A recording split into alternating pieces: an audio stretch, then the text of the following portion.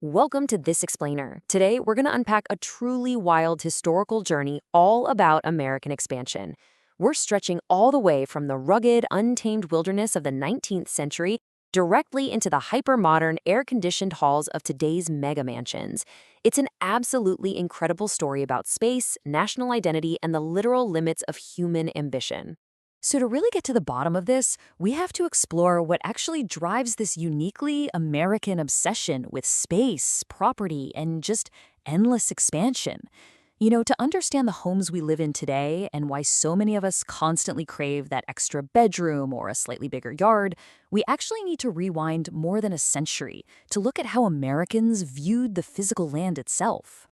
Here's our roadmap for today. We'll start with the American frontier myth, move into the thesis of expansion, explore the domestic frontier, hit the mega mansion era, and finally wrap up with the fall of the one. All right, let's jump straight into Section 1, the American frontier myth. Going all the way back to 1893, there was a specific academic idea that fundamentally changed how Americans viewed their own national identity and their relationship to the land around them. There was this historian, Frederick Jackson Turner, and he argued that conquering the wilderness is exactly what made Americans, well, American. He introduced what became known as the frontier thesis.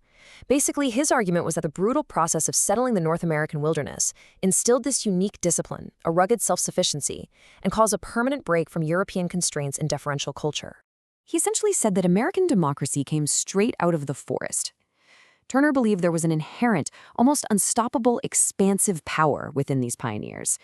In his view, they weren't just driven by government incentives or money, but by a deep internal drive to forge a national character that constantly sought to dominate nature and push those boundaries further and further west. Now, to be totally objective here, later academic historians heavily criticized this thesis. The modern consensus points out some pretty massive blind spots. Critics note that Turner's narrative was highly Eurocentric. It largely ignored the presence, the rich histories, and the struggles of indigenous peoples, while completely overlooking the vital roles of African Americans and women. So today, it's widely understood that this frontier narrative was largely a constructed myth. Which brings us to Section 2, the thesis of expansion. Let's explore what happened to this deeply ingrained cultural urge when the physical land inevitably ran out.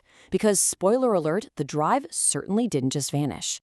It's fascinating to see how this psychological drive survived the literal closure of the physical frontier. In 1890, the U.S. Census officially declared that the geographic frontier was broken up and closed. There was no more clear line between civilization and the wilderness. Bam! Done. Yet, even after this physical closure, the psychological drive remained so deeply embedded in the culture that decades later, President John F. Kennedy famously repurposed it. He called upon the public to pioneer a new frontier in science, space, and society. So that relentless urge for unchecked expansion absolutely did not die out. It just moved indoors. We started conquering our own backyards and living rooms with the exact same vigor, permanently altering how we view personal success and comfort. And that leads us perfectly into Section 3, the domestic frontier. Let's look at some hard data on how the average American home has dramatically evolved over the last century to reflect this internal craving for space. Over just a single century, there has been a massive demographic flip. Back in 1900, a society of urban apartment dwellers completely dominated, with 75% of urban Americans renting their homes. Today, it's flipped. We see a solid majority, 68% of property-owning Americans. We rapidly transitioned into a society entirely focused on acquiring and expanding our own personal territories. And the territory itself is ballooning. Even if we just look at the last few decades, the average physical footprint of the American home has grown significantly. In 1987, the average size of a home in the U.S. was about 1,700 square feet. Today, it sits at a sprawling 2,400 square feet. But here is the really crazy paradox. While our houses are getting substantially larger, the actual number of people living inside them is consistently shrinking. We went from almost 3 people per house in the mid-70s down to about 2.5 in the early 2000s. Basically, we want way more space for fewer people. This unchecked drive for domestic mastery leads to some extreme comforts and, frankly, some truly bizarre phenomena. Today, 41% of houses have 4 or more bedrooms, and 89% have air conditioning to perfectly control the indoor climate. And in what might be the ultimate strangest display of mastering the wild within a domestic space, it's estimated that there are at least 5,000 unregulated, captive, exotic tigers living right now in U.S. private homes. Yes, you heard that right. Tigers. Yet, as a really surprising contrast to this endless expansion, we have to look at one of the wealthiest Americans in history, Warren Buffett. Despite having the resources to build quite literally any frontier he wants, Buffett actively chose to stop expanding his domestic footprint over 60 years ago. He still lives in the exact same house he bought for $31,500 back in 1957. Section 4. The Mega Mansion Era. For a lot of other folks, Buffett's restraint is totally unimaginable. For them, the sky is the limit, which brings us to an extreme micro-case study of the modern mega mansion era. The sheer financial weight of today's luxury market is just mind-boggling. We're talking about massive, sprawling estates trading for hundreds of millions of dollars. You've got Jay-Z and Beyoncé dropping $200 million in Malibu, and the massive Mesa Vista Ranch out in Texas valued at $220 million. $295 million. Let that sink in for a second. That staggering number belongs to Gordon Point in Florida. Based on our source data, this affluent enclave currently holds the record for the highest-priced residential property ever sold in America. The domestic frontier has officially become a landscape of unimaginable wealth. Section 5. The Fall of the One. Finally, let's examine exactly what happens when this historical frontier mentality is pushed completely past its breaking point. We are going to look at a property known simply, and maybe a bit arrogantly, as the One. So developer Niall Niami didn't just want to build a house. He wanted to build the absolute most expensive urban property the world had ever seen. The result was a staggering 105,000 square foot compound sitting in Bel Air.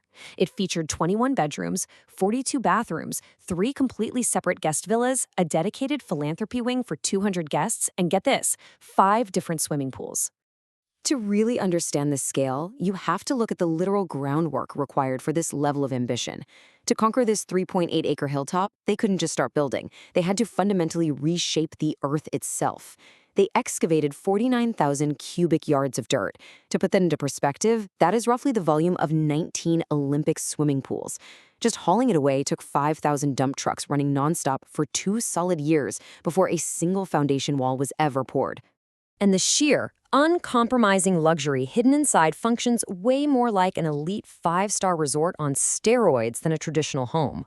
It required 50 HVAC systems just to battle the California heat, racking up $50,000 a month in electricity alone. The master suite is 4,000 square feet with its own private rooftop pool. It's got a full Monaco-style casino, a bowling alley, a 10,000-bottle wine cellar, and a professional-grade private nightclub. But as you might guess, this ambition eventually collapsed under its own weight. This was supposed to be a $500 million dream. Instead, after massive construction delays, furious neighbors, and spiraling catastrophic debt, the One was completed 3 years late. In 2022, it was sold off at a bankruptcy auction for $126 million. And yeah, that definitely shattered American auction records, but it represented a devastating 74% discount that completely financially ruined the developer. So as we wrap up this explainer, we've traced this incredible American urge to conquer space, moving from the wild forests of the 19th century directly into a bankrupt glass palace in Bel Air. And we want to leave you with this final provocative thought. Looking at the spectacular rise and spectacular fall of the One is the uniquely American drive for endless expansion finally hitting a wall we simply cannot build our way out of. Thanks so much for watching, and keep asking the big questions.